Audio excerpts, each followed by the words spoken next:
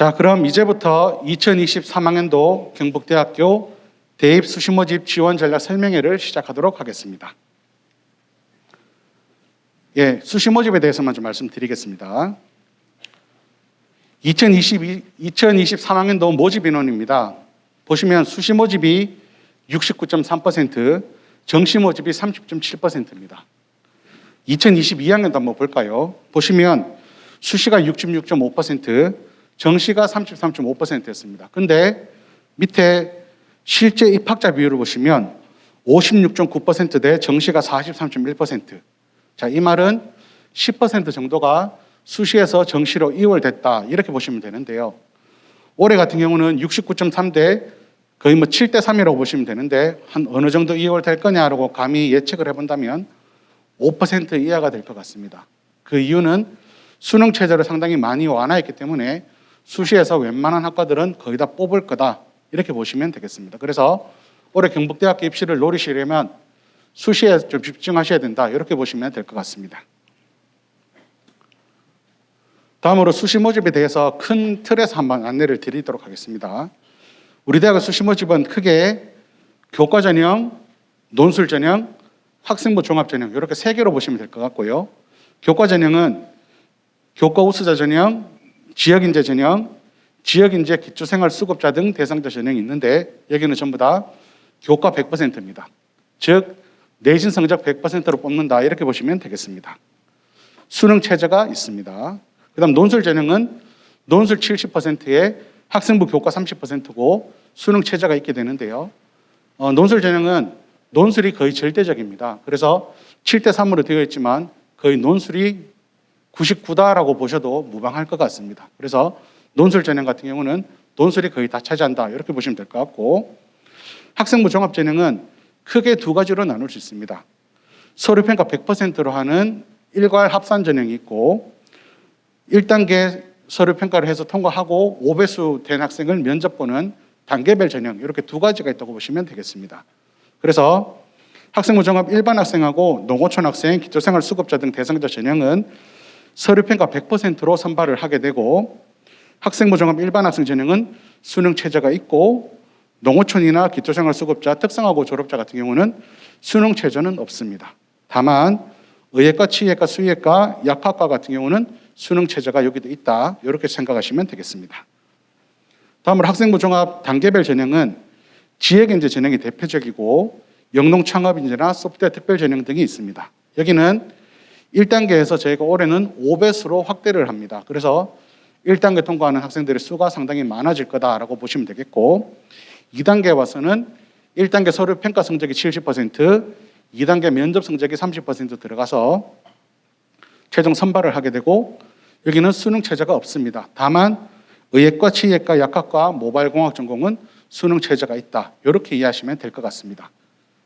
자, 이렇게 전형들이 있는데 최대 3회까지 지원이 가능합니다. 자, 어떻게 3회가 가능한지 한번 보겠습니다.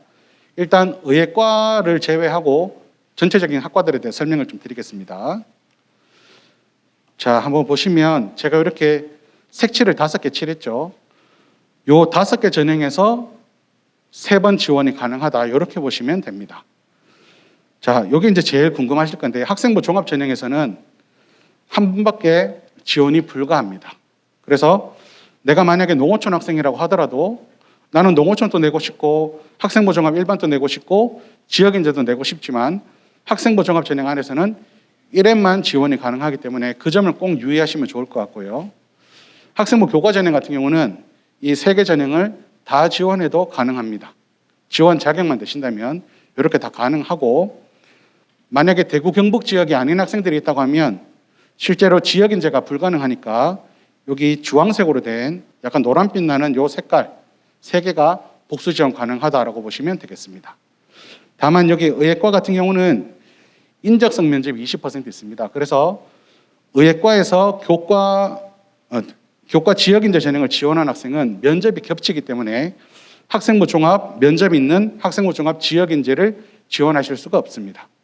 그 부분은 나중에 모집 요강에 저희가 상세히 안내가 될 테니까 복수 지원에서 의예과만 조금 다른 면이 있다라는 거 참고하시면 되겠습니다. 자, 3회 지원까지 좀 말씀을 드렸습니다.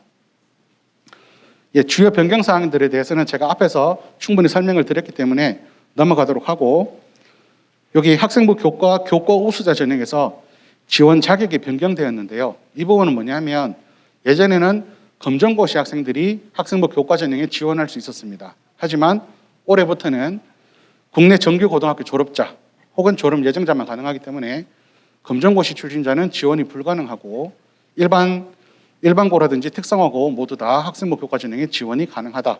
이렇게 보시면 되겠습니다. 그다음에 학생부 종합 전형에서 수능 최저가 없는 학생부 종합 지역 인재가 많이 확대되어서 우리 지역 학생들을 많이 선발하기 위해서 노력하고 있다. 이렇게 봐주시면 되겠습니다.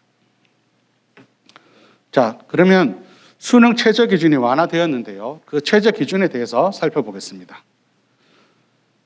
일단 대구 캠퍼스 위주로 좀 설명을 드리면 우리는 단과대학으로 일단 묶여 있는데요. 일반적인 단과대학들은 학생부 교과 우수자, 지역인재, 논술 요 전형에서 상위 2개 영역 합이 5로 되어 있습니다. 전년도까지는 상위 3개 영역 합으로 되어 있었지만 올해는 2개 영역 5등급으로 바뀌었기 때문에 뭐 영어라든지 탐구 한 과목만 반영하니까 영어나 탐구 하나만 잘 1, 2 정도 받는다고 하면 다른 과목들은 좀 쉽게 통과할 수 있는 이 범위란 보시면 될 것 같고요. 학생부 종합 일반 학생 전형이 수능 체제를 적용하게 되는데 여기에는 요 단과대학들은 2개 합 5에서 하나 정도 완화된 2개 합 6으로 반영된다. 이렇게 보시면 되겠습니다. 다음으로 대구 캠퍼스에 있는 농업생명과학대학과 생활과학대학은 상위 2개 합 6으로 한 단급 낮게 되어 있습니다. 그래서 상위 2개 영역 합이 6이고 학종에서는 2개 7 정도로 하나 더 완화된다. 이렇게 개념을 잡아주시면 될 것 같습니다. 다음으로 상주 캠퍼스에 소재하고 있는 생활과학대학하고 과학기술대학 같은 경우는 한 개 영역만 반영하게 되는데요. 영어가 3등급이거나 혹은 다른 3개 영역 중 하나가 4등급 이내면 수능 체제가 통과 가능합니다. 그래서 여기는 수능 체제가 조금 더 완화되어 있다. 이렇게 보시면 될 것 같습니다. 다음으로 조금 강화된 것 좀 설명을 드리면 전자공학부 모바일공학전공 같은 경우는 상위 2개 영역 합이 수학하고 과탐이 들어가게 되는데 이 2개 영역 합이 2등급입니다. 수학도 1등급 받아야 되고 과학도 1등급 받아야지 여기 지원 자격이 된다. 수능 체제 통과가 가능하다고 보시면 될 것 같고 과학 같은 경우도 2과목 평균의 소수점 절사입니다. 그래서 1, 2등급은 받아야 1로 인정이 된다. 이렇게 보시면 될 것 같습니다. 그래서 모바일공학과는 최저 기준이 조금 센 편이다. 이렇게 보시면 되겠고요. 다음으로 가장 관심을 많이 가지시는 의예과, 치의예과, 수의예과, 약학과입니다. 여기는 의예과, 치의예과 같은 경우는 탐구 영역이 필수입니다. 탐구 영역이 필수로 무조건 다 들어가게 되고 상위 3개 영역 등급 합이 3입니다.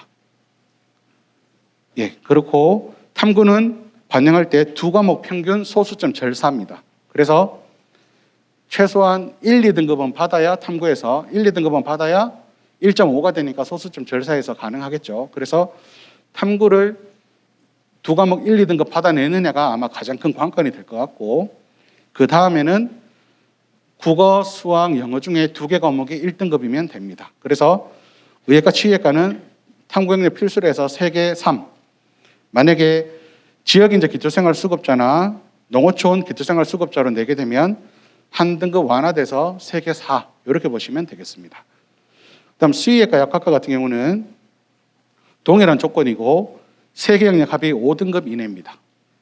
전년도 같은 경우는 그냥 3개 영역 합이 5등급 이내였지만 탐구가 필수로 들어간다는 게 조금 더 강화되었다. 이렇게 보시면 크게 이해하시는 데 무리는 없을 것 같습니다. 자, 그러면 교과 전형 하나씩 좀 살펴보도록 하겠습니다. 학생부 교과 전형은 990명을 모집하고 상당히 많은 인원을 모집한다고 보시면 될 것 같고요. 수능 최저 기준 전년도에 통과한 인원은 보시는 바와 같습니다. 아까 말씀드린 대로 학생부 교과 100%를 하게 되는데 학생부 반영 방법은 우리 대학은 인문 자연계열 모두 다 마찬가지로 국영수, 사과, 한국사를 모두 다 반영한다라고 보시면 됩니다. 자연계 학생들은 통합사회 들어가게 되고요. 인문계열 학생들도 통합과학 다 들어가게 되니까 1학년 때 내신도 좀 신경을 쓰셔야 되겠다. 이렇게 말씀을 드릴 수가 있습니다. 다음으로 학생부 반영 학기는 3학년 1학기까지만 반영하게 됩니다. 졸업생도 마찬가지로 3학년 1학기까지만 반영하게 되고 과목별 등급 나오는 과목은 점수화해서 반영하고 진로 선택 과목은 별도로 반영하는데 그 부분은 뒤에서 한번 설명드리겠습니다. 자, 이 자료를 읽는 방법을 좀 설명을 한번 드릴게요. 아마 저희가 드린 소책자 리플렛에도 나와 있을 건데 그 부분에 대해서 제가 4개 학과에 대해서만 예시로 한번 읽어봐 드리겠습니다.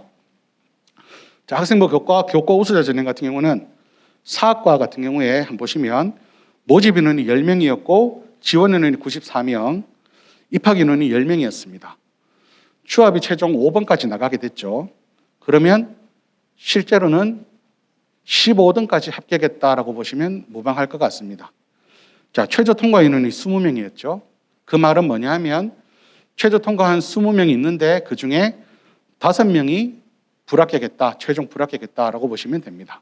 그래서 여기는 인원을 전부 다 채웠다고 보시면 되고 여기 50% 되어 있는 부분은 입학자 10명 중에 5등의 성적, 70% 되어 있는 부분은 7등의 성적, 85% 되어 있는 부분은 8.5등이니까 9등의 성적이라고 보시면 됩니다. 그렇게 저희가 다 공개를 해놨고요. 사회복지학부 한번 보도록 하겠습니다. 사회복지학부 11명 모집했는데 입학 인원이 3명밖에 없었습니다. 추합 최종 번호 6번까지 갔죠. 수능 최저 기준 17명 통과했습니다. 자, 그러면 17등까지 합격했다고 보실 수가 있겠죠. 자, 저희는 11명 모집하는데 후보 6번까지 갔으니까 17등까지 전부 다 합격자 발표는 했습니다. 하지만 3명만 입학한 걸로 봐서는 8명은 포기하고 다른 데 갔다. 이렇게 보시면 이해가 가실 것 같습니다. 다음으로 산림과학 조경학부 보겠습니다. 23명 모집하는데 입학이 22명이었고요. 최저 통과는 85명 했습니다. 후보는 21번까지 갔습니다. 그러면 44등까지 합격이 됐다라고 보시면 되는데 입학이 보시면 22명이죠. 마지막 1명이 비는 것 같은 경우는 저희가 안 채운 게 아니라 저희가 추합을 최종 마지막까지 전화하는 그 시기가 있거든요. 그 시기 이후에 1명이 포기해서 저희가 더 채울 수 없었다. 이렇게 보시면 될 것 같습니다. 그래서 이 부분까지 한번 좀 설명을 드렸습니다. 자, 그럼 이제 제일 궁금하실 부분이 수능 최저학력 기준이 완화되었다고 하는데 과연 얼마나 완화된 걸까? 이게 좀 제일 궁금하실 것 같은데요. 그 부분 좀 설명드리도록 하겠습니다. 일단 분석한 데이터는 2022학년도 학생부 교과 전형에서 교과 우수자 전형으로 지원한 130명을 대상으로 2023학년도 수능 최저학력 기준을 적용해 보았습니다. 그랬을 때 최저 기준 얼마나 통과하는지를 보면 제가 4개 계열로 나눠서 봤거든요. 자, 대구 캠퍼스의 인문 체능 계열 보시면 예전에는 23.4%가 최저를 통과했다면 지금은 47.9%로 대략 2배 정도 더 통과하는 거 보실 수가 있습니다. 그 말은 올해는 실질 경쟁률이 좀 높아지겠구나. 최저 통과해서 한 요 정도 통과할 것 같고요. 자연계열 학과들의 지수를 빼고 자연계열 학과들 한번 보시면 29.4% 통과를 했었는데 지금은 2023을 적용하면 47.1%로 대략 한 50% 더 통과한다. 이 개념으로 보시면 될 것 같습니다. 그래서 실질 경쟁률이 상승하는 거 보실 수가 있고요. 의대, 치대, 수의대, 약대 같은 경우는 수능 체제가 조금 강화가 되었습니다. 탐구를 필수로 이제 넣다 보니까 좀 강화가 되었는데 보시면 전년도에는 27.2% 통과했다고 하면 지금은 18.3% 대략 한 3분의 2 정도만 예전보다 통과한다. 이 개념으로 봐주시면 될 것 같습니다. 상주 캠퍼스 같은 경우는 40.7%에서 55%로 대략 한 15%포인트 증가하는 거 보실 수가 있습니다. 자, 그러면 수능 최저 통과율이 높아졌다라는 것은 내신 성적은 올라갈까요? 내려갈까요? 예, 올라간다고 보시면 됩니다. 그 다음에 치의학과, 수의학과, 약학과 같은 경우는 수능 최저 통과율이 낮아졌으니까 합격자 커트라인은 좀 내려갈 거다. 이렇게 예상하시면 될 것 같습니다. 자, 그래서 3년치 변화를 한번 보시면 2020학년도, 2022학년도, 1학년도, 2022학년도 여기 3개년도 한번 쭉 보시면 제가 인문계열에 들어온 학생들 1등부터 쭉 한번 내신을 그래프를 그려봤거든요. 여기 제일 위에가 1등급이고 제일 밑에가 9등급이라고 보시면 됩니다. 그래서 쭉 보시면 1등부터 쭉 보시면 2020, 2021, 2022 점차 성적이 조금 내려가고 있는 부분을 보실 수가 있고요. 이 부분은 아무래도 학령인구 감소에 따라서 내신 받기가 힘들어진 부분도 있고 수도권 대학이 교과 전형을 좀 확대하면서 교과 전형 좀 높은 학생들이 수도권에 빠져나간 경향도 조금 반영이 된 것 같습니다. 근데 2023은 내신이 조금 올라갈 것 같다고 말씀을 드렸죠. 그래서 아마 나중에 결과를 보신다면 2022보다는 조금 더 올라간 2021하고 2022 사이 정도가 아마 될 것 같다. 이렇게 말씀을 드릴 수가 있습니다. 자연계열단 보시면 비슷한 경향을 보이고 있습니다. 예, 교과 지역인재 좀 설명을 드릴게요. 교과 지역인재는 우리 대구 경북 지역 학생들만 지원할 수 있다라고 보시면 되겠고 전형 방법은 다 동일합니다. 국영수, 사과, 하늘 다 반영을 하고 3학년 1학기까지만 성적만 반영하고 점수 반영 방법도 동일합니다. 다만 다른 부분은 의예과 같은 경우는 교과 지역인재가 있는데 여기는 인적성 면접이 20% 들어간다. 이렇게 보시면 그 차이만 있다라고 보시면 되겠습니다. 자, 교과 전형의 성적을 보는 방법은 제가 여기서는 넘어가도록 하겠습니다. 한번 보시면 충분히 이해가 가실 거라서 아까 앞에서 설명드린 부분으로 가름을 하도록 하겠습니다. 자, 여기서도 수능 최저 통과율 예측해 봤는데요. 아까하고 비슷합니다.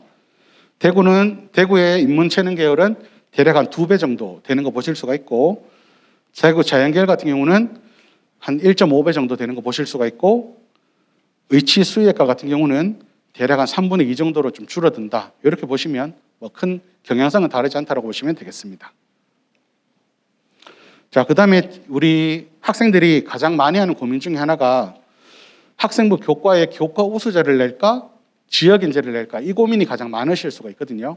내신 성적이 괜찮은 학생들은. 그래서 제가 한번 표시를 해봤습니다.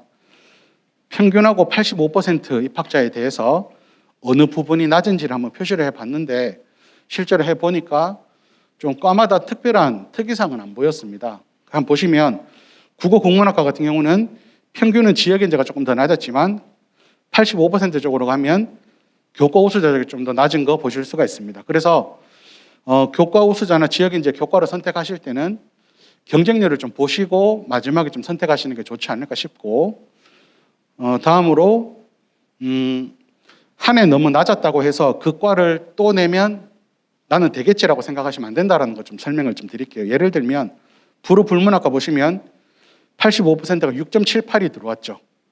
이건 아주 특이한 케이스거든요. 내가 5등급 정도 되니까 나는 여기 내면 되겠지라고 내시면 그 다음에는 이게 커트라인이 높아질 수가 있습니다. 그래서 그런 부분 좀 유념하시고 이 성적을 보실 때도 그런 부분 좀 감안해서 보시면 좋겠습니다. 자, 이렇게 넘어가도록 하고요. 다만 제가 봤을 때 경향성이 하나가 있는 건 뭐냐면 치의학과, 수의학과, 간호학과 쪽을 보시면 여기 교과 전형에서 교과 우수자 지역인재를 같이 뽑거든요. 제가 늘 매년씩 보면 치의, 수의의 간호학과 같은 경우는 지역인재가 85%가 항상 낮았던 경향들이 보였습니다. 그래서 이제 보건계열 쪽에 지원하는 학생들 같은 경우는 교과 우수자도 내지만 지역인재가 조금 더 가능성이 높다라는 생각을 가지시고 한번 전략을 짜시는 것도 괜찮을 것 같습니다. 올해 변경되면 할 수는 없지만 제가 이때까지 통계를 봤을 때는 치의, 수의의 간호 같은 경우는 지역인재 쪽에 좀 더 커트라인이 낮은 경향이 있었다. 이렇게 보시면 될 것 같습니다.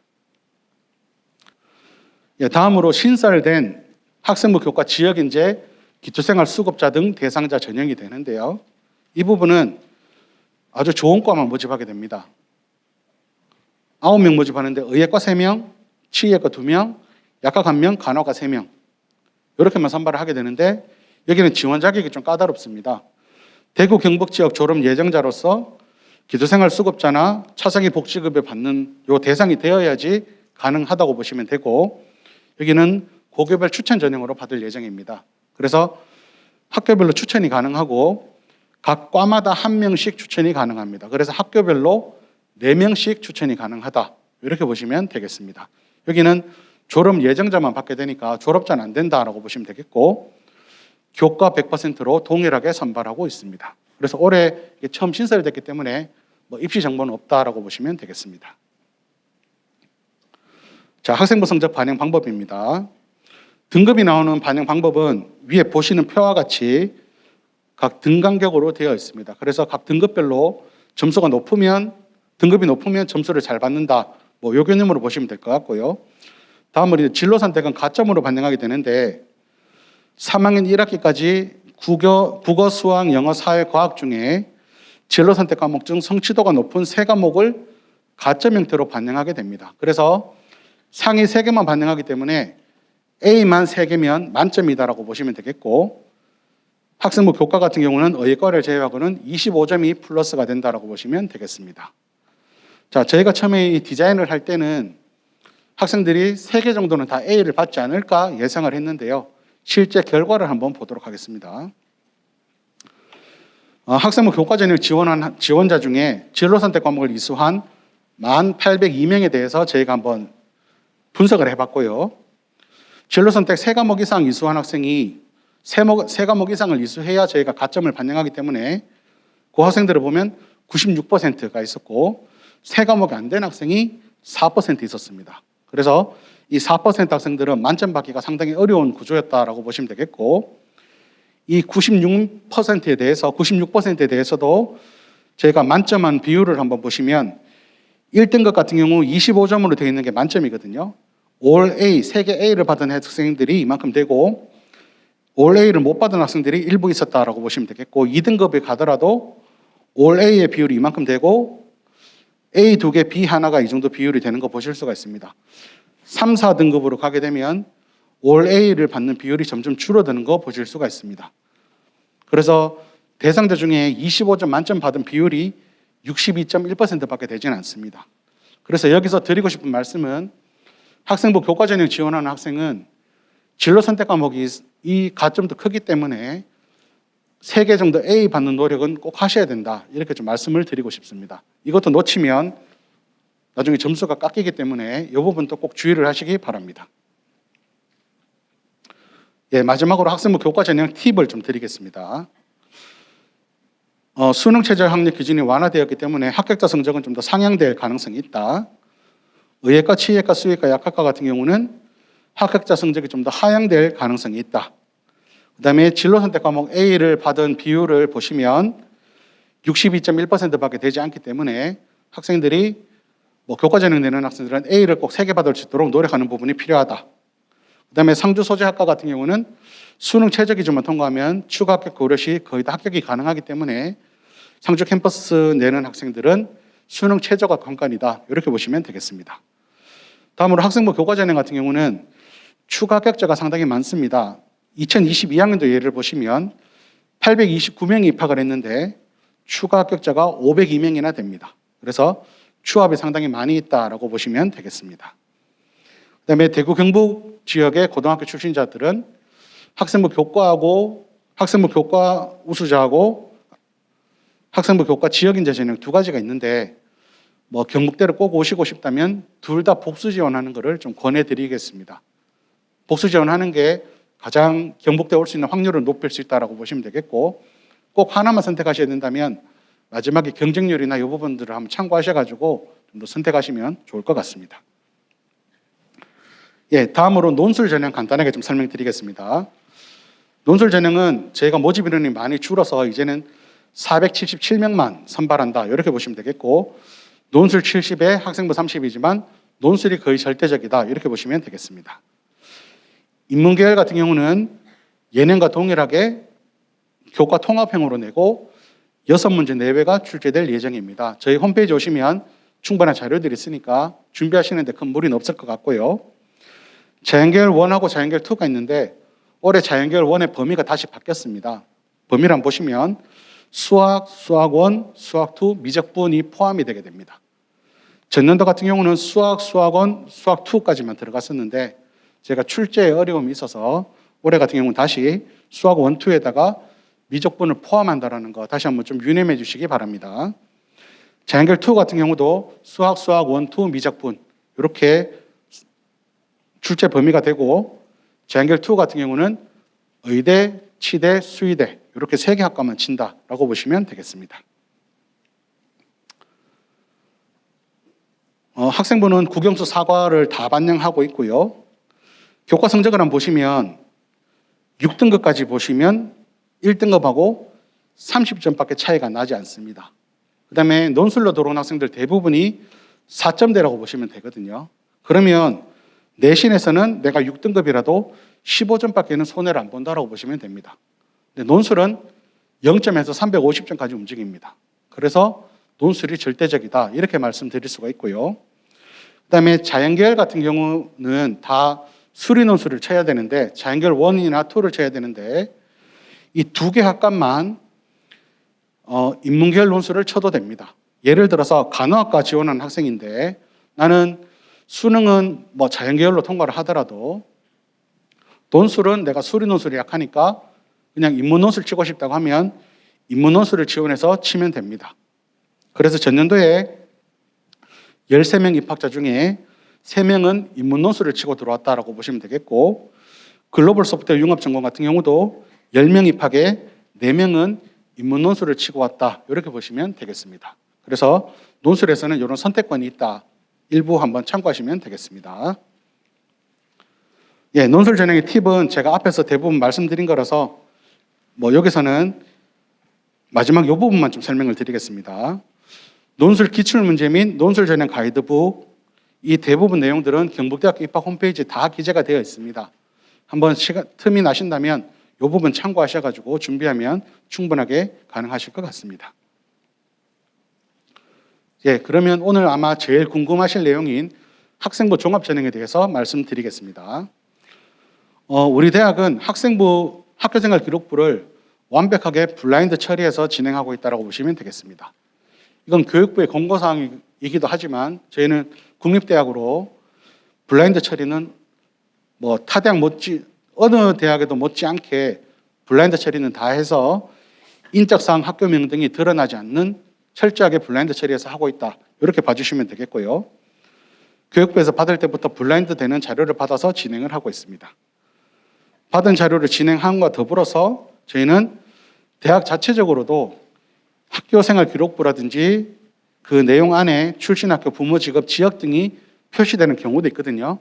추가적으로 더 가리고 있는데 그것만 해도 10만 건 이상을 가리고 있고 이 가린 다음에 저희는 서류평가하기 전에 학생부 종합전형 감시단이라는 이 제도를 통해서 서류평가 전에 블라인드 처리라든지 고등학교 정보를 활용하고 있지 않은지 점검을 하고 실제 서류평가를 진행하고 있다. 이렇게 보시면 될 것 같습니다.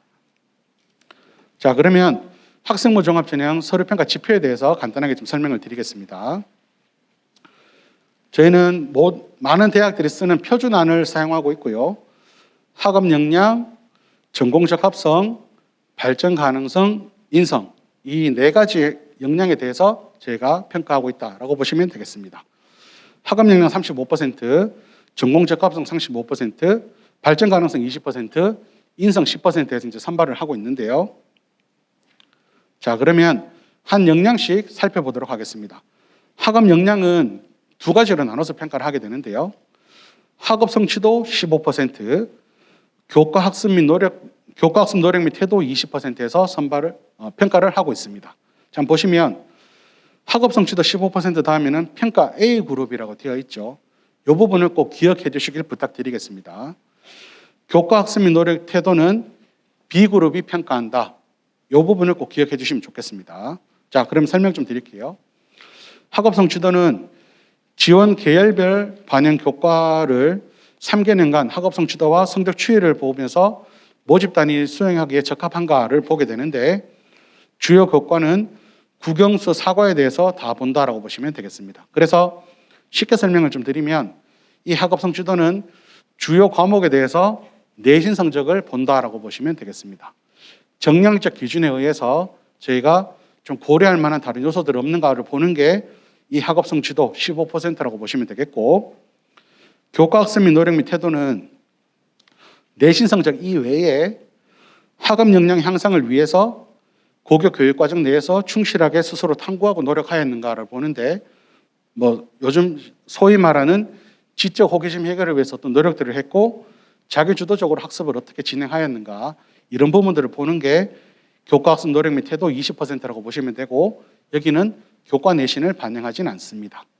그래서 주로 교과 세부 능력 및 특기사항을 보고 주로 평가한다라고 보시면 될 것 같습니다. 그래서 A그룹, B그룹이 학업 역량을 나눠서 평가하고요. 그다음 전공 적합성 35%인데요. 전공 관련 교과 이수미 성취라고 되어 있습니다. 평가 A그룹인데 여기는 전공과 관련된 교과 성적만 가지고 본다라고 보시면 됩니다.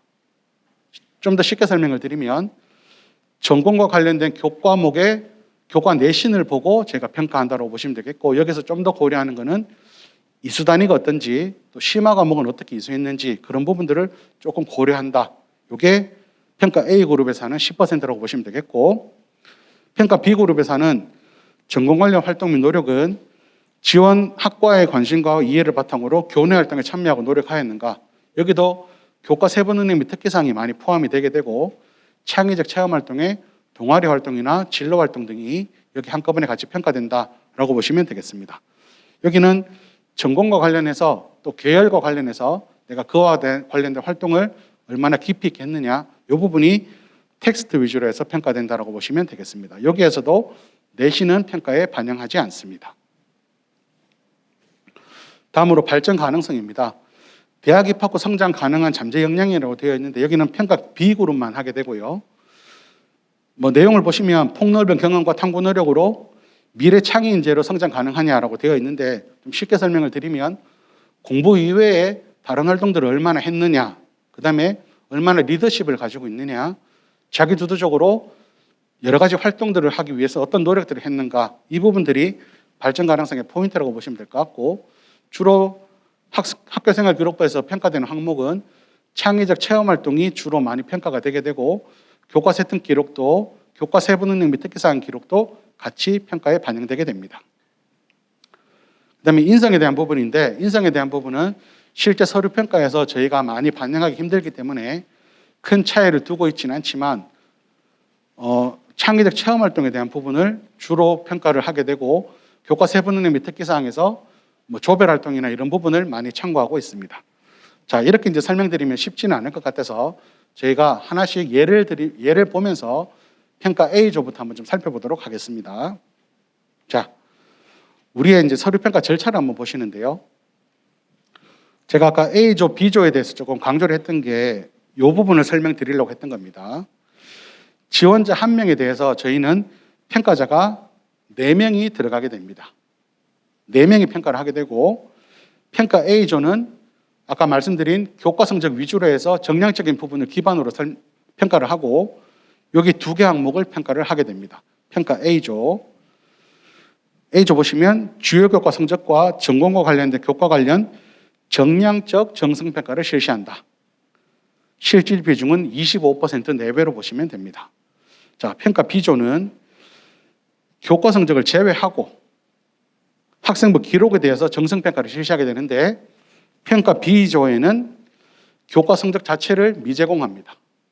그래서 성적이 얼마인지 모르고 평가한다, 이렇게 보시면 되겠습니다. 실질 비중은 상당히 큽니다.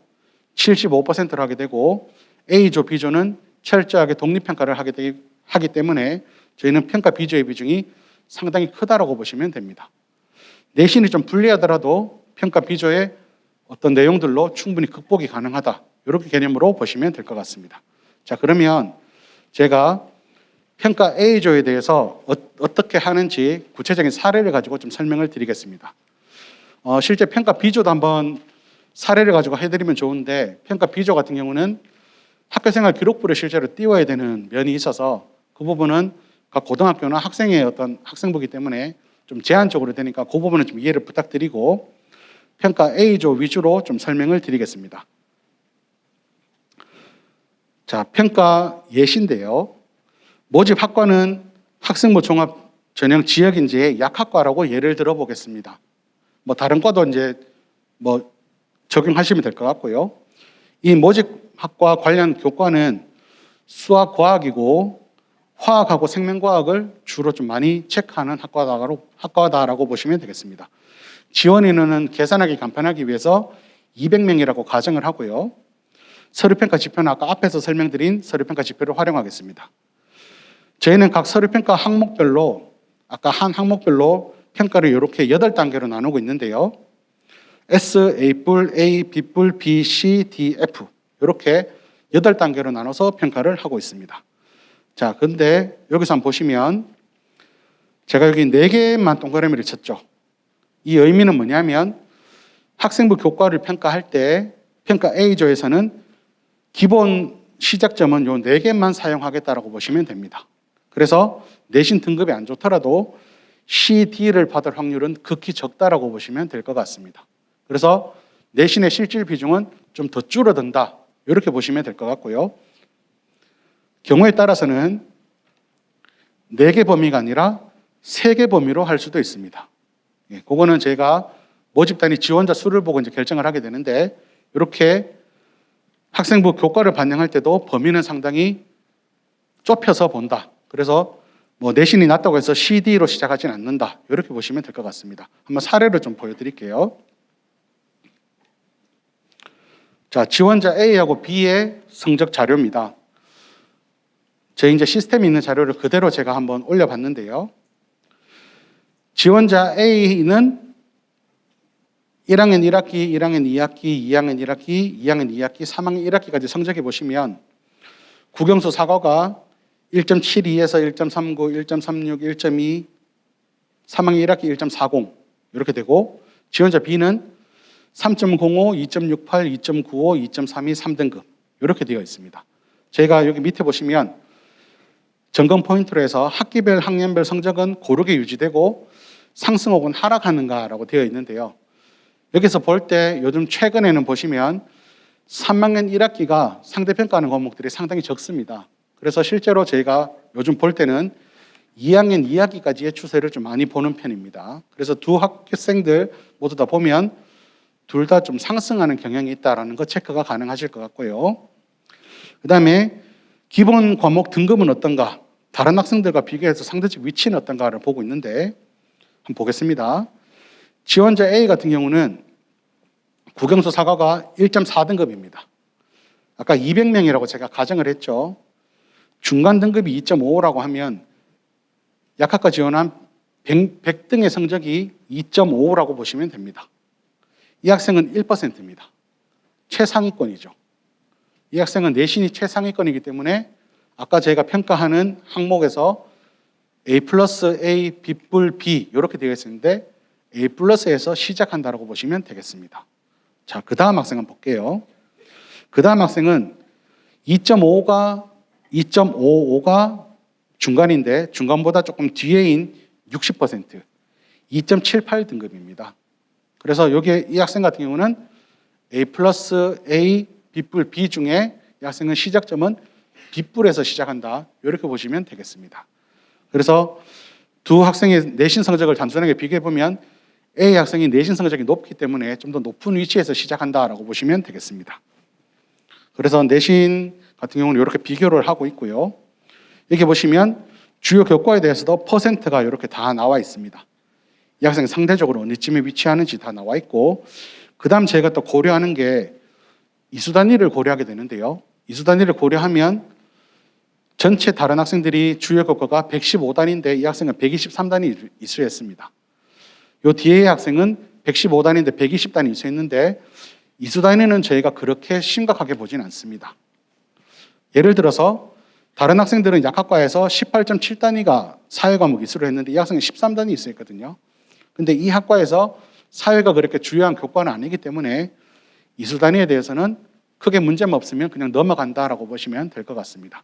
제가 여기서 그 부분을 체크를 했고요. 그 다음 부분 한번 보겠습니다. 그 다음에 이제 지원자 A하고 B에서 실제 내신 성적 과목별로 좀 참고를 하게 되는데요. 과목별로 한번 보시면 특이사항들이 있습니다. 요게 갈로를 쳐서 280이라고 되어 있는 이 부분은 뭐냐면 이 학교의 수강한 인원수라고 보시면 됩니다. 이 학교는 280명이 좀 큰 학교고요. 이 학교는 98명 정도로 좀 작은 학교입니다. 작은 학교가 내신 따기가 더 불리하겠죠. 아무래도 내신의 상대평가다 보니까 규모가 작은 학교는 내신 따기가 좀 불리한데, 그러면 제가 여기서 점검 포인트는 과목별 이수자 수와 그 규모는 어느 정도인지 체크를 해서 이 학교 같은 경우는 내신 따기가 좀 쉽지 않았겠구나. 이렇게 해서 제가 조금 더 등급에 대한 부분을 감안해서 평가를 하게 된다라고 보시면 되겠습니다. 그 다음에 화학하고 생명과학도 보시면 여기는 이수한 인원이 35명, 34명밖에 안 되거든요. 상당히 등급 따기가 어려운 학교다. 이렇게 보시면 되겠습니다. 그 다음에 등급별로도 보시면 이 학생이 1등급이 상당히 많은데 96점이고 94점이고 평균하고 표준 편차가 이 정도 되는데 얘가 2등급이거든요. 얘는 실제로는 거의 2등급 초반대라고 보셔도 될 것 같습니다. 그래서 이런 부분들은 2등급이지만 1등급 화에서 평가한다라고 보시면 되겠고, 지원자 B 같은 경우도 좀 보시면 이거 95점이고 평균이 이 정도고 표준 편차 이 정도인데 얘가 3등급이거든요. 여기는 내신 따기가 상당히 더 힘든 인원수 때문에 더 힘들다고 보시면 되겠죠. 그래서 이 3등급이 실제로는 뭐 3등급 초반대거나 2등급 초반대거나 이렇게 보시면 될 것 같습니다. 그래서 여기는 원점수나 이런 걸 좀 더 고려를 해봤을 때 등급보다는 좀 더 학업 성취도는 좀 높게 봐야 되겠구나, 이런 걸 체크한다라고 보시면 될 것 같습니다. 그 다음에 진로 선택 과목에서는 제가 주로 고려하는 부분이 성취도를 좀 보게 되는데요. 성취도 비율도 같이 고려하면 좋겠지만 학교마다 또 과목마다 성취도 비율이 너무나 상이하기 때문에 제가 성취도 비율은 크게 고려하지 않습니다. 다만 학생부 교과전형에서, 학생부 종합전형에서는 성취도에서 성취도 A, B, C 이것만 좀 고려를 하게 되는데 실제 저희가 A, B 정도면 크게 문제 삼지는 않을 거고요. C가 좀 섞여 있다고 하면 얘는 왜 C일까 정도를 보고 좀 더 체크는 한다, 이 정도로 보시면 될 것 같습니다. 그래서 성취도 A, B 정도는 학생부 종합전형에서 크게 고려할 요소는 아니다, 이 정도로만 보시면 될 것 같고요. 나머지 내용들은 평가 B조에서 교과 세특 기록으로 확인을 한다, 이렇게 보시면 될 것 같습니다. 다음으로 또 평가 A조, B조에서 같이 고려하는 부분은 뭐냐면 A 지원자가 지원한 학교에서의 개설 과목들입니다. B 지원자가 낸 학교에서 개설 과목들입니다. 거기서 학생이 들은 과목들이 여기 노란색으로 표시가 되게 되거든요. 지원자 A하고 B 학교는 크게 비교해 보시면 A 학교는 아무래도 큰 학교다 보니까 좀 더 많은 과목들이 개설되어 있습니다. 아무래도 이제 학생들이 많으니까 교사 수급이 잘 될 거니까 많은 과목들이 개설되어 있고, 지원자 B 학교는 많은 과목들이 개설되어 있지는 않습니다. 그래서 이제 이런 부분을 저희가 같이 체크해서 학생이 어느 정도의 선택권이 있었냐, 이 부분도 고려하게 되고요. 약학과라고 말씀드렸는데 약학과에서 필요한 과목이 생명과학이고 화학이 좀 주를 이룬다고 보시면 지원자 A 같은 경우는 여기 학교에서 물화생태도 다 들었고 생명과학하고 화학에 대한 부분도 또 고급 생명과학, 고급 화학에 대한 부분도 충분히 다 들었기 때문에 충분한 이수를 했다라고 볼 수가 있습니다. 근데 지원자 B 같은 경우는 학교가 좀 많이 개설은 못했지만 일단 필수 과목들은 다 들었고요. 근데 한 가지 아쉬운 점은 과학 과제 연구도 있고 고급 화학도 있는데 고급 화학을 좀 들었으면 좋았을 것 같은데 이 부분 이수 안 한 점은 조금 걸리는 부분이다, 이렇게만 이해해 주시면 될 것 같습니다. 그 다음에 이제 평가 A조가 마지막으로 좀 고려하는 부분은 아까 심화 과정도 좀 이수 고려한다고 말씀을 드렸죠. 저희는 지원자 A조, B조가 A 지원자, B 지원자에 대해서 과학 과목에 대한 이수 단위를 점검을 하게 됩니다. 자, 여기서 보시면 과학의 모집 단위 평균이 34.6단위. 그러니까 아까 약학과 지원한 200명이 과학을 보통 다 이수한 이수 단위가 34.6단위라고 보시면 됩니다. 근데 이 학생은 40단위 이수했죠. 이수 단위가 좀 더 많다라고 보시면 되겠고, 지원자 B 같은 경우는 34.6단위인데 36단위 이수를 했습니다. 그래서 이수 단위가 좀 더 많은 편이다라고 보시면 되겠고, 그다음 심화 이수 단위를 보게 되는데 보통 평균 7.8단위 이수했는데 심화 이수 단위 8단위 이수했고, 이 학생은 7.8단위 이수하는데 6단위 이수했습니다. 그래서 이수 단위만 봤을 때는 AB 지원자 중에 A가 조금 더 많이 이수를 했다라고 보시면 되겠고, 화학하고 생명과학을 한번 비교해 보시면 화학을 8단위 보통 학생들이 이수했고 생명과학은 보통 8.7단위 이수했는데 지원자 A는 8단위 이수했고 지원자 B는 7단위 이수했고, 심화 이수 단위는 3단위, 3.3단위가 평균인데 4단위 이수했고 3단위 이수했습니다.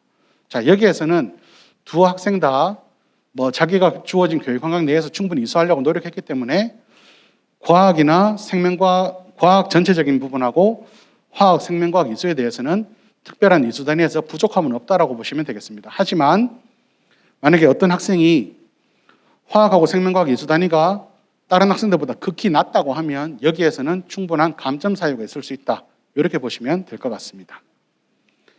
자, 제가 앞에서 여러 가지 이제 쭉 설명을 한번 드렸는데요. 평가 A조에 대해서 저희가 어떤 식으로 평가를 마무리하는지 한번 보도록 하겠습니다.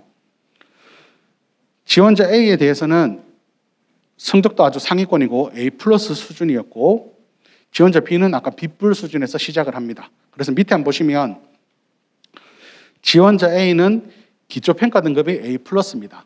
A 플러스인데 얘는 최상위에 있죠. 그러면 조금만 잘하면 S까지도 올라간다고 보시면 되는데 얘는 가점 요소가 상당히 많습니다. 그래서 얘는 S등급 받았다고 보시면 될 것 같고, 지원자 B 같은 경우는 여러 가지 쭉 가점 요소들도 있고 여기 감점 요소도 있습니다. 아까 고급 화학을 미수한 부분은 조금 걸려서 감점 요소라고 보시면 될 것 같고, 하지만 여러 가지 가점 요소들이 있기 때문에 얘는 기초 등급이 B 플러스였지만 최종 평가 등급은 A로 볼 수가 있습니다.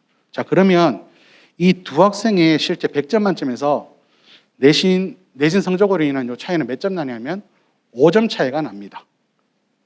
예, 아까 25점 만점에서 두 학생은 5점 차이를 내신에서 이제 성적 차이가 났고, 나머지 75% 비교과 영역에서 그 5점 차이를 유리한 면을 안고 평가 지원자 A는 시작을 하게 되고, 지원자 B는 5점을 불리한 상황에서 이제 비교과 영역을 평가한다. 이렇게 보시면 될 것 같습니다. 자, 그래서 제가 평가 A 그룹에서 어떻게 평가하는지 좀 자세하게 좀 설명을 한번 드렸습니다. 자, 그러면 이제는 이제 평가 B조에 대해서 좀 설명을 드릴 건데요. 아까 앞에서 말씀드렸듯이 평가 B조의 학생부를 저희가 모두 다 띄우기에는 그 학생의 학생부가 드러나기 때문에 저희가 오늘은 가공한 자료를 가지고 학교생활 기록부는 어떻게 기록되면 좋겠고 학생들은 어떻게 활동하면 좋겠다라는 가이드라인을 좀 드리는 방향으로 그렇게 정리하도록 하겠습니다. 예시로 이해하는 학생부 종합전형 서류평가라고 되어 있는데, 창의적 체험활동에 대한 기록을 한번 보도록 하겠습니다.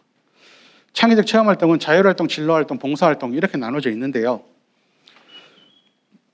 참가자가 했던 모든 활동을 기록하는 것보다 정말 그 지원자가 의미 있게 했던 기록을 한두 개 정도만 골라서 그걸 대학에서 평가하는데 충분히 활용할 수 있도록 제시해 주는 게 가장 좋을 것 같습니다. 자, 먼저 한번 읽어보시겠습니다. 실제로 이렇게 기록되어 있다고 했을 때 평가할 거리가 있는지 한번 보시겠습니다. 자, 기준은 일단 약학과라고 계속 가정을 한번 해보겠습니다. 자, 과학 심화 특강을 들었고 메모리 반도체, 비메모리 반도체에 대해서 물리적 관점을 보는 시간이 가졌다. 인터넷 중독에 대해서 시간을 가졌고 인터넷 사용 시간을 지켜야 되겠다는 의지를 가졌다. 체육 한마당에 들어와서 참여와 협력의 자세를 습득했다. 모의 국회에 들어와서 여당, 야당, 원고성 등의 행사기획안, 법률안 상정 등을 도맡아서 성공적으로 마무리했다. 이걸 보시면 학생의 모습이 좀 드러나나요? 학생이 드러나기보다는 그냥 자율활동, 학교에서 어떤 내용 했다라는 학교의 소개가 많이 드러나는 부분이죠. 우리 대학에서는 학생을 알고 싶거든요. 근데 이렇게 기록을 하면 그냥 학생의 활동이 아니라 학교의 프로그램만 드러난다고 보시면 됩니다. 그래서 저희가 이 부분을 조금 더 각색을 한번 해봤습니다. 자, 한번 보겠습니다. 이 모의 국회에 대한 부분을 이 학생이 정말 열심히 했다는 가정하에서 한번 좀 바꿔봤습니다. 이 부분을 좀 더 깊이 있게 들어가 보겠습니다. 한 단계 발전된 활동과 기록이라고 되어 있는데 한번 읽어보시겠습니다.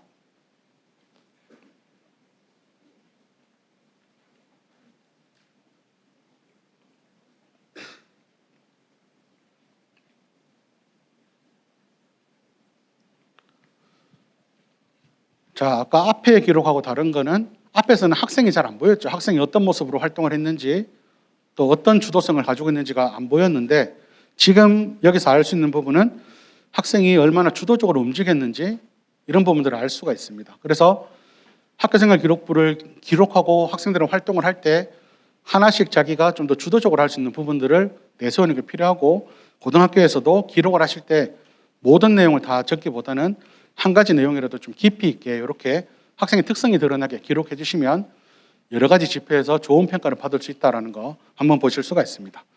다음으로 근데 이 내용을 조금 더 심화적으로 한번 바꿔보겠습니다. 조금 더 발전시킨 내용을 한번 보시겠습니다. 예, 간단하게 한번 읽어보시죠.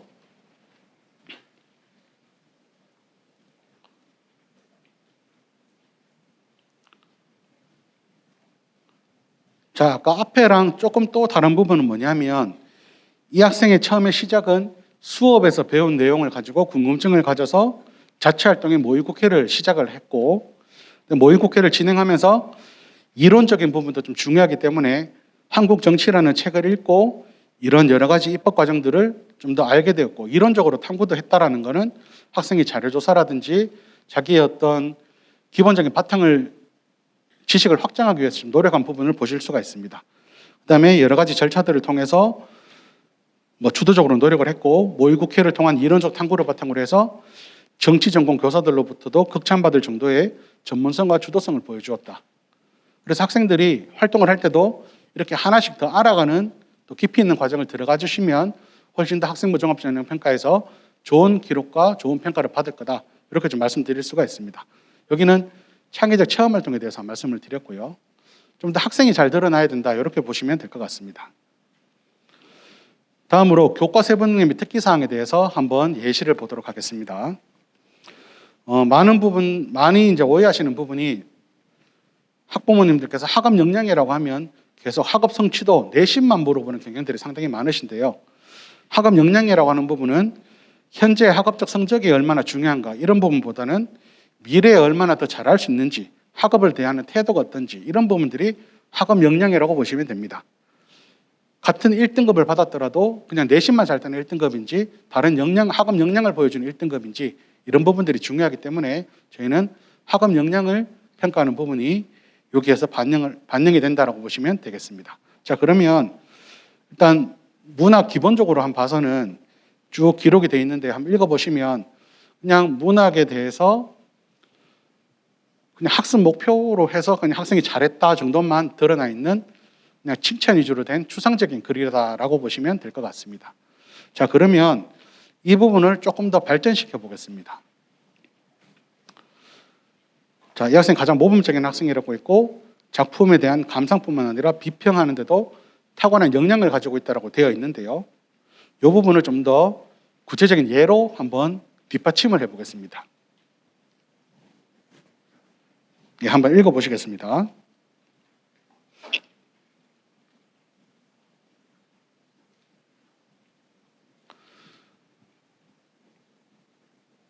예, 감상뿐만 아니라 비평을 하는데도 탁월한 역량을 가지고 있다고 했는데 이 예를 보여준다면 이 학생이 정말로 이런 역량을 가지고 있구나라는 걸 확인할 수 있으니까 또 학생의 활동을 또 확인할 수 있으니까 저희는 여기에서 아까 앞의 기록보다 이 뒤의 기록에서 좀 더 높은 가점을 줄 수 있다고 보시면 되겠습니다. 그래서 단순한 칭찬만 많다고 좋은 학생부가 아니라 학생의 어떤 학업 역량을 발전시켜가는 과정을 좀 더 보여주시면 좀 더 학생의 생활 기록부가 될 거고 저희 평가에서는 좋은 평가를 받을 수 있다. 이게 평가 비조의 핵심이라고 보시면 될 것 같고요. 이 부분을 한 단계 또 발전시켜 보도록 하겠습니다. 이제 중략은 됐고 이제 뒷부분만 추가를 했는데요. 이후 앞에 한 활동 이후에 문학 이론에 대한 관심을 갖던 중 문학 작품의 이해의 외대적 접근을 접하고 작가의 삶과 작품의 관계적 감상을 위해서 친일 문학론이라는 것을 찾아 읽었고 이로써 그 시대의 작가들의 시대적 상황에 대한 이해와 작품 활동에서의 구속성 등을 바탕으로 작품을 재해석하며 문학 감상의 폭을 확장했다. 그 결과 나의 작품 재해석이라는 제목으로 자신감 있게 발표했으며 동료 평가에서도 최고의 발표로 선정되었다.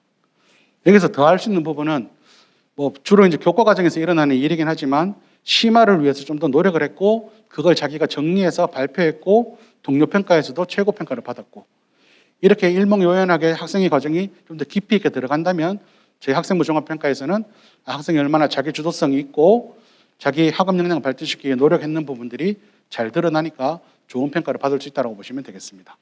그래서 학생들이 일단 활동을 안 하면 이런 기록이 나올 수가 없습니다. 그래서 학생들이 이런 활동을 할 수 있도록 많은 학교에서도 노력이 필요하고 학교에서도 이런 활동을 할 수 있는 학생들의 어떤 자리를 마련해 주시는 게 필요할 것 같다. 이렇게 조금 말씀을 드리겠습니다.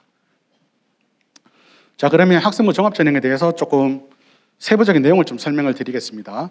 서류평가 100%로 선발을 하게 되고 수능 최저학력 기준을 적용하게 되는데 학생부 교과 일반 학생 전형은 대구 캠퍼스 전학과 농어촌 의치수 약학과 기초생활수급자 약학과는 수능 최저를 적용하고요. 일반 학생 전형이지만 상주 캠퍼스 전학과는 수능 최저를 적용하지 않고 이 이외 학과들 농어촌 기초생활수급자는 수능 최저를 적용하지 않습니다. 국가보훈 사회배려자 특성화고 졸업자도 수능 최저를 적용하지는 않습니다. 이 내용은 참고하시면 될 것 같고요. 수능 최저 통과율을 한번 보겠습니다. 아까 최저 기준이 교과에서도 완화가 됐었고 학종에서도 완화가 되거든요. 완화가 되면 최저 통과율이 상당히 높아지는 거 보실 수가 있습니다. 39.4%였는데 인문계열이 73.5%로 확실히 더 많이 완화가 된 거 보실 수가 있고 자연계열 같은 경우는 50% 정도 였는데 74%. 의치수의학과는 조금 더 세지는 거 보실 수가 있죠. 26.5였는데 19.7%. 그래서 의치수의학과 빼고는 대구 캠퍼스의 다른 학과들은 학생부 종합 일반 전형의 수능 최저학력 기준은 정말 수능 성적이 안 되는 정도만 걸러내는 거지 나머지는 학교생활 기록부와 그 학교생활 기록부의 내용 위주로 평가한다. 이렇게 보셔도 무방할 것 같습니다. 그래서 수능 최저 통과율은 상당히 높아지는 거 참고하실 수가 있습니다. 예, 성적은 이렇게 쭉 내려가는 부분은 한번 참고로 보시면 될 것 같고요. 아무래도 저희가 이제 비교과 활동을 많이 보기 때문에 내신에 대한 성적은 2023 같은 경우는 2022보다 더 내려갈 수도 있습니다. 자연계도 조금 하락하는 경향을 보실 수 있습니다. 학생부 종합 지역인재 등 단계별 전형은 1단계 서류 평가를 하는데 올해는 5배수 한다라는 거. 그다음에 평가 서류는 영농 창업 인재를 제외하고는 전부 다 학교생활 기록부만 보고 있습니다. 1단계 서류 평가 70%, 면접 30%가 들어간다. 이렇게 보시면 되겠고요. 우리의 면접 방식은 아주 간단합니다. 의예과를 제외하고는 전부 다 학교생활 기록부 확인 면접이라고 보시면 되고요. 대기실 입장에서 준비하고 있으면 그냥 학교생활 기록부에 있는 내용을 질문을 합니다. 10분 정도 질의응답하고 끝입니다. 전부 다 블라인드 면접으로 진행을 하고 있고요. 예시 문제가 궁금하실 건데 우리 대학 홈페이지에 다 나와 있습니다. 제가 예를 들어서 한번 보여드릴게요. 심리학과에서 학업 역량을 물어볼 때는 3학년 때 자기주도적 학습상을 수상했는데 본인의 자기주도적 학습 경험에 대해서 설명해 주세요 라고 하고 있고 전공적 합성에 대해서는 동아리 활동 중 뇌과학에 대해서 조사를 통해서 심리학에 대해서 새롭게 알게 된 점에 대해서 이야기해달라. 학교생활 기록부에 있는 내용 중에 그 관련 내용을 물어본다라고 보시면 됩니다. 그래서 사교육에 의존하실 필요는 없고 학교에서 충분히 연습하시면 가능할 것 같다. 이렇게 말씀드리고요. 다음으로 의예과의 면접 방식입니다. 모두 다 블라인드로 처리가 되고 의예과는 올해까지만 수시 모집에 인적성 면접이 있습니다. 의예과는 이제 똑같이 이렇게 면접이 올해까지는 될 건데요. 설명을 좀 드리면 대기실 입장을 해서 면접 준비하고 있으면 A 상황 제시문이 미리 보기가 주어집니다. 여기는 이제 상황 제시문 기반 면접이거든요. 그래서 한 20분 정도 상황 제시문을 미리 보고 면접 A실 들어가서 12분 면접을 하고 난 뒤에 끝나고 나오면 이제 B 상황에 대한 면접 제시문이 주어집니다. 한 20분 정도 미리 보기 한 다음에 B 면접실 들어가서 한 12분 정도 면접하고 고사 후 대기실에 대기했다가 퇴실하는 이런 방향으로 되어 있고 문제는 매우 쉽습니다. 저희 홈페이지 가시면 또 공개가 되어 있는데요. 보시면 A 고사장 같은 경우는 지원자가 꿈꾸는 40대의 삶에 대해서 이야기해봐라. 그 다음에 B 문제 같은 경우는 어떤 이런 그래프가 주어지고 그래프를 해석할 수 있는 능력이 있느냐. 이런 부분이 문제로 제시됐다고 보시면 됩니다. 그래서 우리 학교 홈페이지 들어오시면 선행학습 영향평가라는 책자에서 다 자세하게 채점 기준까지 다 제시되어 있으니까 그 부분 좀 참고하시면 될 것 같습니다. 입시 결과는 보시는 바와 같고요. 여기도 학생부 종합 일반 학생하고 지역인재 좀 고민을 하실 텐데 여기도 큰 차이는 뚜렷하게 나타나지 않습니다. 어떤 경우는 어떤 학과는 일반 학생이 더 낮고 어떤 학과는 지역인재가 더 낮은 경향들이 있으니까 이 부분은 학생들이 보시면서 좀 체크하시면 될 것 같고 지역인재 같은 경우는 면접이 있다 보니까 면접에서 자기가 좀 더 자신 있는 학생은 뭐 지역인재로 가시는 게 제일 좋을 것 같고요. 나는 면접에 자신 없다 그러면 학생부 종합 일반으로 가서 수능 최저 맞추시고 가시면 또 될 것 같습니다. 그래서 이거는 자신의 어떤 성향에 따라서 선택하시면 될 것 같고 학생부 종합 지역인재 같은 경우는 수시 납치를 방지할 수 있는 것도 하나의 방법이 될 수 있습니다. 왜냐하면 면접은 안 오면 되니까. 그래서 회피할 수 있는 기회가 있는 게 학생부 종합 지역이고 학생부 종합 일반은 수능이 대박 나더라도 수시에 합격하면 또 와야 되는 면이 있기 때문에 그 부분을 같이 한번 고려하셔서 전략을 짜시면 될 것 같습니다. 예, 성적에 대한 부분은 넘어가도록 하고요. 학생부 종합전형은 모집 인원이 대폭 확대되었다. 학종 일반하고 지역인재가 대폭 확대된 거 보실 수가 있고 농어촌 학생 기초생활 수급자도 상당히 증가된 거 보실 수가 있습니다. 그다음에 예년에 비해서 수치화된 학생부 교과 등급보다 교과 세특 창치 기록 등 정성평가 실질 비중이 상당히 확대될 거다. 이 부분 다시 말씀드리고요. 전체 100% 중에 75%가 학생부 기록을 바탕으로 한 정성평가에 집중이 되어 있다라고 보시면 되겠습니다. 그 다음에 아까 평가 비조에서는 교과 등급을 배제한 후에 학생부 기록을 중심으로 전공적 합성, 자기주도성을 평가하고 있다. 이렇게 보시면 되겠고 제가 아까 학생부 사례에서 말씀드렸지만 학교 위주의 기록은 도움이 되지가 않습니다. 막연한 칭찬도 도움되지가 않습니다. 개인 활동에 기반을 둔 구체적인 학생의 과정이 드러나야 된다. 이 부분을 좀 말씀드리고 싶습니다. 그 다음에 이제 바뀌어지는 교육과정 환경에서 가장 중요한 부분이 전공과 관련된 과목을 얼마나 들었느냐가 될 수가 있거든요. 그래서 학생들의 진로에 맞춘 교과목 이수, 일단 이 부분이 중요하고 그 과정에서 변화된 학생의 역량과 심화 노력이 중요하다. 이렇게 포인트를 잡으시면 될 것 같습니다. 예, 그러면 이제 2023에 대해서는 제가 이렇게 좀 설명을 드리고요. 2024에 대해서 간단하게 조금 안내를 드리고 마치도록 하겠습니다. 저희가 2024의 포인트는 수시 확대입니다. 수시가 81.5%까지 갑니다. 그래서 이제는 우리 대학은 2024 때는 수시 위주로 간다라고 보시면 되겠고 학생부 교과 전형에 농어촌 기초생활 수급자 국가보험 대상자를 통합해서 뽑는 게 교과 전형에 생겼습니다. 그다음에 교과 전형이 대폭 확대가 되고요. 그다음에 학생부 교과 전형에서 이제 전형 방법이 학생부 교과 80에 서류평가 20이 들어가게 되는데 교과 성적을 거의 뒤집지 않을 겁니다. 이 서류평가는 이수 단위만 크게 차이가 없다고 하면 크게 문제는 없기 때문에 그냥 교과 100%로 보셔도 무방할 것 같습니다. 그다음에 의예과 인적성 면접이 수시는 폐지되고 정시에서 도입될 예정입니다.